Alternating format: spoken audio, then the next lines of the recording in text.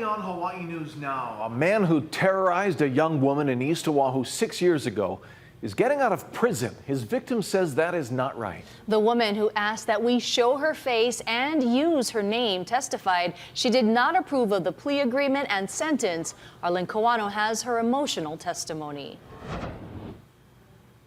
The woman was very brave, speaking for nearly 40 minutes about the horrific events of that night. Good morning. My name is Aoi Shinagawa.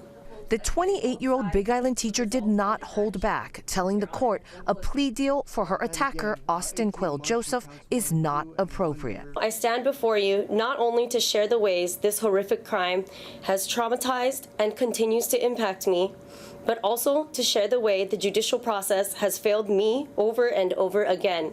Aoi Shinagawa was a UH Manoa student on April 3, 2019. She was driving on Kalanianaole Highway when she stopped on the side of the road to check on her car after hitting a large rock. That's when Joseph got in and held a knife to her throat.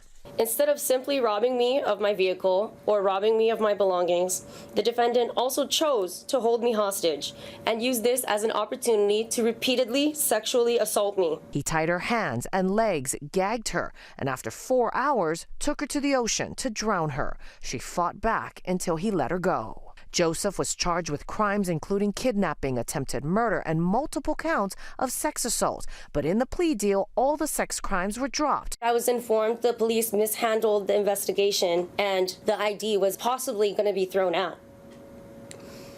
This was devastating to me, as I was assured by investigators that this case would be simple because I was able to ID the perpetrator.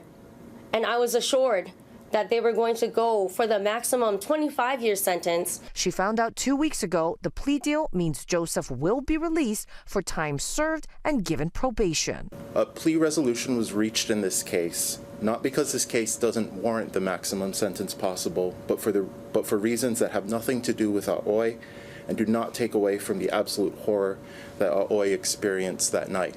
Joseph's attorney says there was no DNA evidence tying his client to the crime. Shinagawa says those statements show Joseph is taking the plea deal to get out of jail, not because he is reformed. Well, I believe that it is not fair that the defendant, that Mr. Joseph, you have received a second chance.